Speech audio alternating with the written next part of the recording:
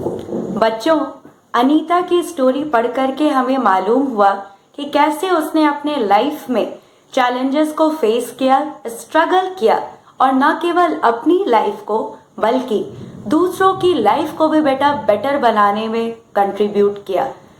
Anita and the honey बीज story से हमें और भी कई बातें पता चलती हैं जो कि मैं इस वीडियो में बेटा आपको एक समराइज्ड वे में बता देना चाहती हूँ। First, we will talk about RTE, that is Right to Education Act.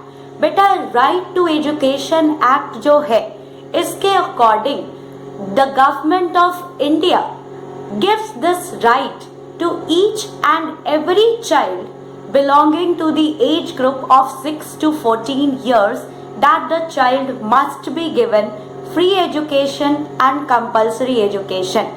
बेटा राइट टू एजुकेशन के तहत 6 से 14 साल की उम्र के सारे बच्चों को शिक्षा दी जानी है, अच्छी शिक्षा दी जानी है और वो भी फ्री ऑफ कॉस्ट दी जानी है। अब सवाल ये उठता है कि despite this right to education act in India, why is it so that each and every child is not able to get education? ऐसा क्यों है कि हर एक बच्चा शिक्षा प्राप्त नहीं कर पा रहा है? सारे बच्चे शिक्षा क्यों नहीं प्राप्त कर पा रहे हैं? तो बेटा इसके पीछे बहुत सारे रीजंस है।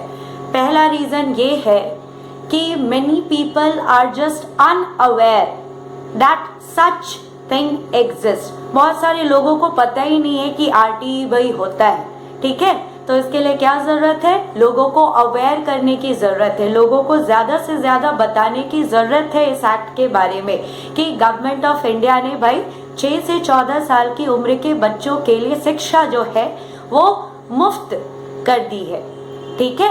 और बेटा क्या रीजन है? तो सेकेंड रीजन इज पॉवर्टी। कई बार बेटा फैमिलीज इतनी पुअर होती हैं कि एक दिन का 2 टाइम का खाना जुटाना छोड़ दो बेटा, 2 दिन में एक बार खाना जो है ना जुटाना उनके लिए बेटा बहुत मुश्किल हो जाता है। तो ऐसे फैमिलीज में ये सोचा जाता है कि स्कूल जाकर के जो पढ़ाई करेंगे उतने वक्त में कहीं पर काम कर लिया जाए, शायद उससे कोई आमदनी हो जाएगी और फिर भाई पेट भर सकेगा। तो this poverty is also a reason, है कि नहीं? फिर बेटा कई पेरेंट्स ने अपने बच्चों को भाई शिक्षा का महत्व समझते हुए स्कूल भेजना शुरू भी किया, लेकिन जब पेट भूखा हो बेटा तो फिर पढ़ाई क्या होगी, ठीक है? तो इसको देखने के बाद गवर्नमेंट ने एक स्कीम शुरू की जिसे कहते हैं मिड डे मील स्कीम। इसके तहत जो भी बच्चा स्कूल आता है उसे एक टाइम का भोजन बेटा बिल्कुल फ्री दिया जाना है ताकि बच्चे भरे पेट से मन लगा करके पढ़ सके और स्कूल आएंगे तो एक बार का खाना तो मिल जाएगा ना, कम से कम एक बार का खाना, ठीक है? और साथ में उन्हें शिक्षा भी मिलेगी जिससे वो अपने लाइफ को और शायद दूसरों के लाइफ को भाई बेटर कर पाए, है ना? तो गवर्नमेंट ने इस चीज को भी उसमें जोड़ा, मिड डे मील स्कीम को। फिर बेटा ये रीजन आया समझ में, ठीक है, कि पास में स्कूल ना होने की वजह से, जैसे आपने पहला वाला चैप्टर पढ़ा था ना, going to school, many a time it is very much difficult for a few children कि वो बिल्कुल दुर्गम रास्तों से होते हुए जो है वो स्कूल तक पहुंच पाए। कई बार सेफ्टी इश्यूज होते हैं, नदी को पार करके जाना पड़ता है, जंगलों को पार करके जाना पड़ता है जो कि काफी डेंजरस हो सकता है। तो ऐसे सिचुएशन में क्या होता है कि बच्चे कई बार स्कूल नहीं जाते हैं या स्कूल जाता छोड़ दिया करते हैं। तो फिर अब क्या जरूरत महसूस की गई? जरूरत ये महसूस की गई कि बिल्कुल पास में भाई स्कूल्स होने चाहिए ताकि किसी भी बच्चे को दुर्गम रास्तों से होकर के और स्कूल एजुकेशन के लिए भाई न जाना पड़े। तो इसके लिए भी बेटा बहुत प्रयास किए जा रहे हैं, बहुत सारे स्कूल्स खोले गए हैं। ओके, अब बेटा आपने जैसे अभी पढ़ा अनीता के बारे में, है ना? मेनी पेरेंट्स वो बहुत ज्यादा इम्पोर्टेंस नहीं देते हैं गर्ल एजुकेशन को, क्योंकि उन्हें कई बार लगता है कि इनका तो ब्याह कर देना है, ब्याह करके वो किसी और घर में चली जाएंगी तो इन्हें भाई घर संभालना इनका इनकी प्राइमरी रिस्पॉन्सिबिलिटी है, तो इन्हें घर कैसे संभालना है इसकी शिक्षा दी जानी चाहिए, बजाय ये कि भाई इसे पढ़ाया जाए। तो बहुत सारे पेरेंट जो है वो गर्ल एजुकेशन के इम्पोर्टेंस को बहुत अच्छे से नहीं समझते हैं, ठीक है। तो इसलिए भी गर्ल्स जो है वो शिक्षा प्राप्त नहीं कर पाती हैं। अब जैसे कि बेटा आपने देखा था अनीता के केस में कैसे था कि उसके पेरेंट्स उसको शिक्षा प्राप्त नहीं करने दे रहे थे, फिर स्कूल के टीचर ने उन्हें मनाया, तब जाकर के उन्होंने उसे स्कूल जाने के लिए भेजा, है ना। तो ऐसा ही बहुत सारी जगहों पर होता है। फिर बेटा कई बार सेफ्टी रिलेटेड इश्यूज भी आ जाते हैं, इसलिए गर्ल्स को आप देखोगे ज्यादातर कि ड्रॉप आउट करने में, ड्रॉप आउट मतलब कुछ सालों तक पढ़े, कुछ क्लासेस तक पढ़े, फिर बीच में ही पढ़ाई छोड़ दी, तो this is known as dropping out. तो स्टडीज को ड्रॉप आउट करने में बेटा आप देखोगे कि गर्ल्स की संख्या ज्यादा होती है। तो रीजंस वही सब है। पहला, एक तो उनके एजुकेशन को ज्यादा इम्पोर्टेंस ही नहीं दिया जाता है। कई बार भाई उनकी शादी कर दी जाती है, पढ़ाई पूरी होने के पहले ही उनकी शादी कर दी जाती है। कई बार ऐसा होता है कि स्कूल्स काफी दूर दूर पर रहते हैं, सेफ्टी रिलेटेड इश्यूज रहते हैं, तो भाई मम्मी पापा बोलते हैं कि अच्छा ठीक है भाई, आपका बाहर जाना सेफ नहीं है, आप यहीं पर रहो, स्कूल की पढ़ाई आप छोड़ दो, ठीक है। तो इस तरह से बेटा बहुत सारे कारण हैं जिसकी वजह से आरटीई के होते हुए भी सारे बच्चों तक शिक्षा नहीं पहुंच पा रही है। आपको भी कोई और कारण पता हो तो आप जरूर से हमारे साथ शेयर करेंगे, ठीक है। और आपके पास क्या आइडिया है, क्या सजेशंस है कि क्या सोल्यूशन निकाला जा सकता है इन प्रॉब्लम्स का, ठीक है, तो आप वो भी हमें बताएंगे। Now let us come to the honey bees. बेटा honey bees like to live in groups that are also known as honeybee colonies and their nests that are specifically known as beehives can be naturally found hanging down from tree branches or from rocks or from the ceilings of old buildings, ठीक है। एक beehive में on an average बेटा 40 to 60,000 honeybees can be found। एक जो bee hive रहता है, हनी बीज का जो बेटा नेस्ट होता है, उसमें पता है आपको 40,000 से 60,000 और कभी कभी तो उससे भी ज्यादा हनी बीज मिल जाते हैं।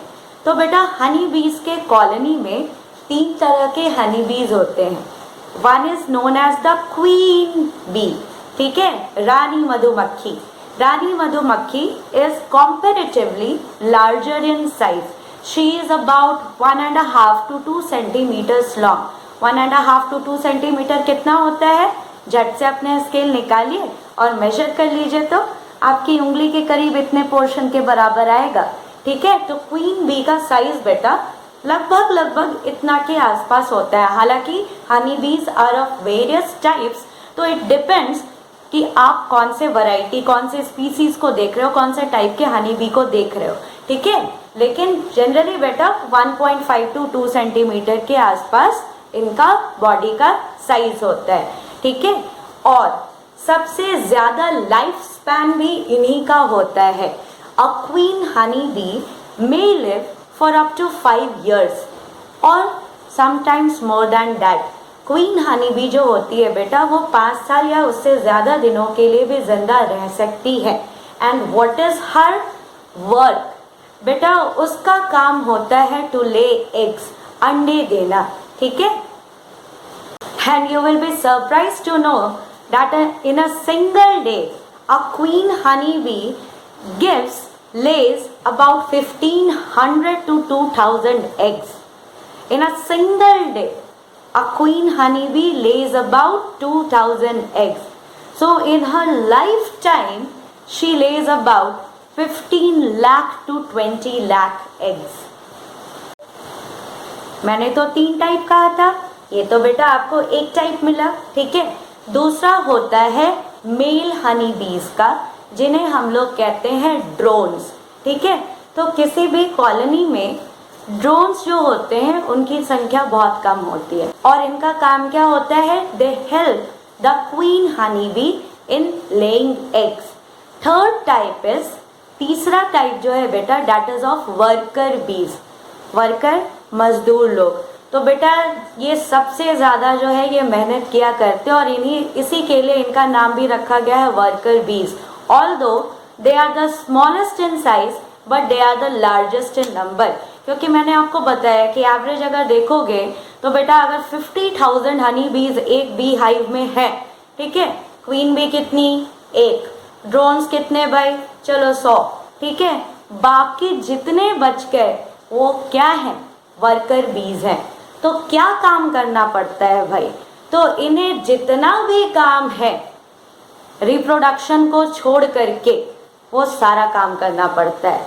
क्या क्या, तो बेटा नेस्ट को बनाना यानी कि बी हाइव को बनाना, फिर जो भाई क्वीन हनी बी अंडों को ले करती है उनका ख्याल रखना, हनी बनाना, नेक्टर कलेक्ट करना, फूड के नए नए सोर्सेस को ढूंढना, ठीक है, उसके बाद बी हाइव को क्लीन करना, किसी हनी बी का डेथ हो जाए तो बेटा उसके डेब्रिस को, उसके डेड बॉडी को क्लीन करना, ये सारे काम हो गया। बी हाइव को गार्ड करना, सुरक्षा प्रदान करना, ये सारे के सारे काम that is done by the worker honey बीज।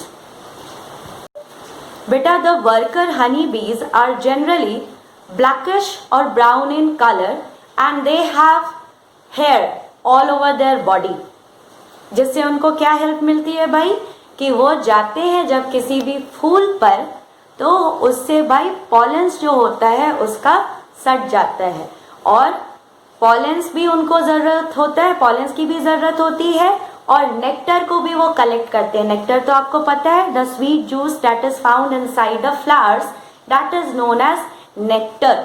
तो बेटा हनी बीज को पॉलेंस और उसके साथ साथ नेक्टर की भी जरूरत होती है, ठीक है।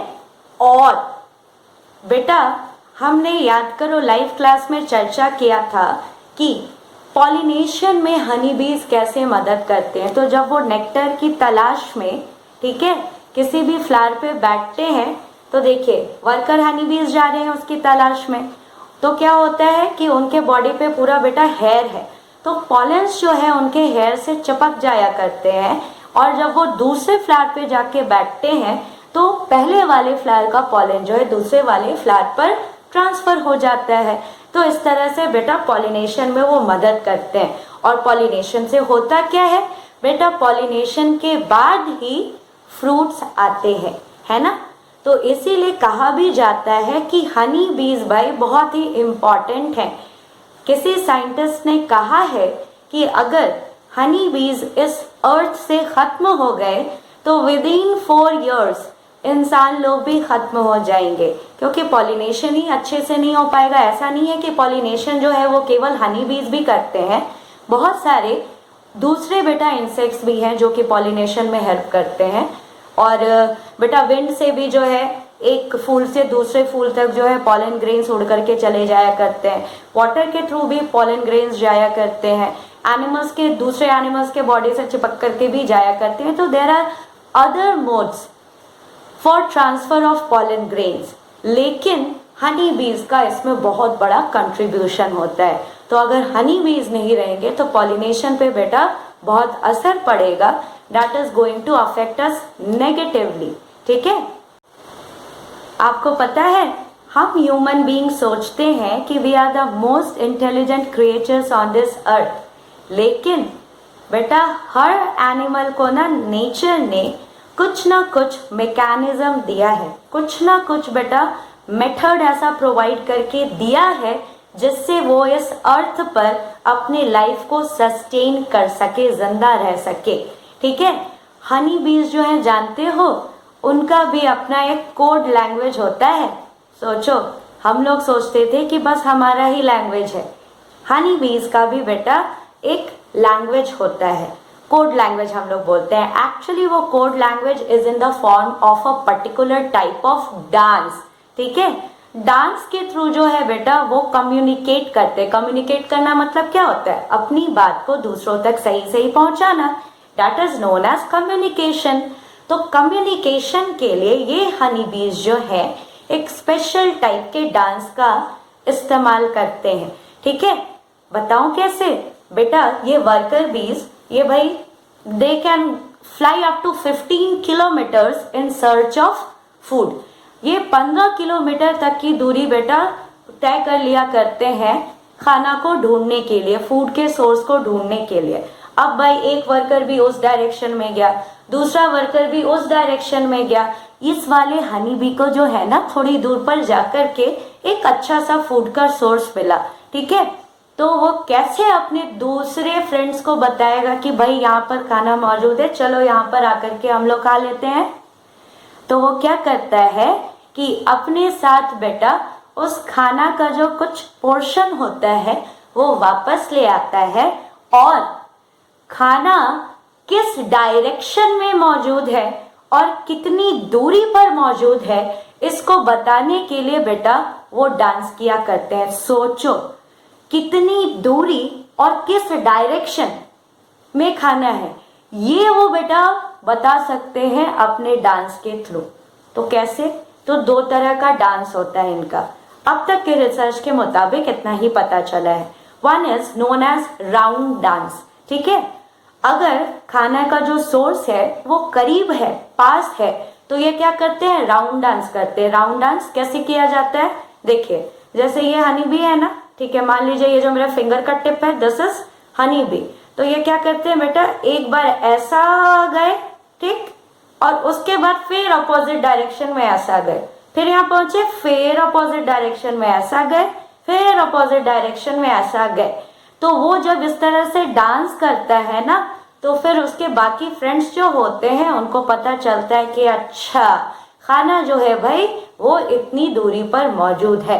And second type of dance that has been observed, वो क्या है, that is known as tail wagging dance, ठीक है।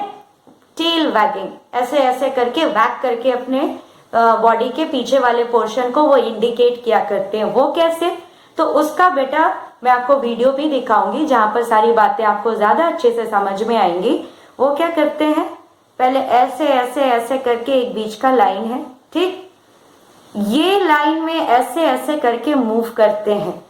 ये जिस तरफ ये लाइन बेटा पॉइंट कर रहा है, ठीक है, अभी मैं कैसे इसको स्लैंट मतलब टेढ़ा, देखिए तो टेढ़ा डायरेक्शन में इसको ले जा रही हूँ ना, तो ये जो बीच वाला लाइन जिस तरफ पॉइंट करता है उस डायरेक्शन में भाई खाना है, ठीक है। फिर वो ऐसा आते हैं, फिर ऐसा ऐसा करते हैं, फिर ऐसा आते हैं। अगर मान लीजिए वो ऐसा करके ऐसा ऐसा एकदम सीधा जा रहे हैं, फिर ऐसा जाते हैं, फिर ऐसा ऐसा करते हैं, फिर ऐसा आते हैं, फिर ऐसा, फिर ऐसा। तो इसका मतलब ये है कि खाना दूर है और डायरेक्शन कौन सा है, जहां पर वो बेटा बीच में जो बार बार आ रहे हैं ऐसा ऐसा करके, तो डायरेक्शन ये हो गया जिधर ये लाइन आपका पॉइंट कर रहा है। तो आप लोग इस वीडियो को देख लीजिए जिससे आपको भाई स्पेशल बी डांस के बारे में पता चल जाएगा, ठीक है। कोड इनका जो लैंग्वेज है वो आप समझ पाएंगे।